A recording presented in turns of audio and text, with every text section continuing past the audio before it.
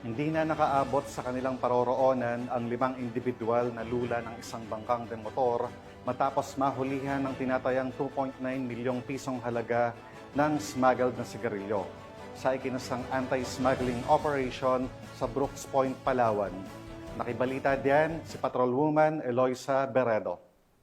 2.9 milyong pesos na halagang umanong smuggle na sigarilyo ang nasamsam at 5 individual ang naaresto sa isinagawang anti-smuggled operation ng 2nd Special Operation Unit Maritime Group Balabac Seaborne Command bandang alas 3 ng madaling araw noong ika-11 ng Agosto taong kasalukuyan sa karagatang sakop ng Barangay Maasin, Brooks Point, Palawan.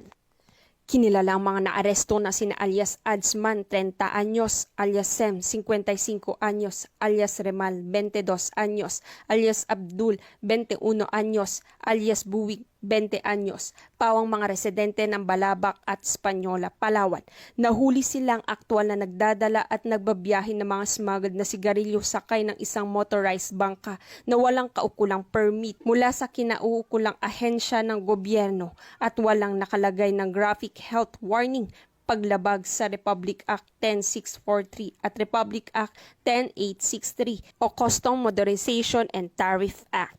Nasamsam sa operasyon ang humigit kumulang 80 master cases ng New Berlin na sigarilyo na tinatayang nagkakahalaga ng 2,520,000 pesos, 10 master cases ng New RS Menthol na sigarilyo na tinatayang nagkakahalaga ng 315,000 pesos at isang motorbangka na kinilala sa tawag na Kiring-Kiring may 2 Kubota engine 18 at 24 na tinatayang nagkakahalaga ng 120,000 pesos. Ang mga sospek at nakumpiskang ebidensya ay dinala sa Rio Tuba Maritime Law Enforcement Team, Balabac Seaborne Command, Brooks Point Annex para sa dokumentasyon at tamang disposisyon. Ayon sa 2nd Special Operation Unit Maritime Group, patuloy nilang pinaiigtingan ng operasyon laban sa smuggled upang maprotektahan ang ekonomiya at kalusugan ng mamamayan. Ang matagumpay na operasyon ng 2nd Special Operation Unit Maritime Group Balabac Seaborne Command ay malinaw na patunay ng determinasyon ng kapulisan sa pagpigil ng pagpasok ng mga kontrabando sa bansa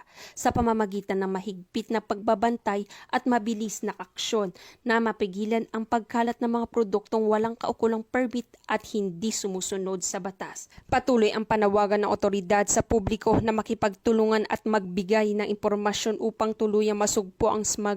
at mapanatilang seguridad, kalusugan at kaayusan sa ating mga komunidad. Mula dito sa Calapan City, Oriental Mindoro, ako ang iyong PNN Correspondent Patrolwoman Eloisa Joy Beredo, alagad ng batas, tagataguyod ng Balitang Pulis.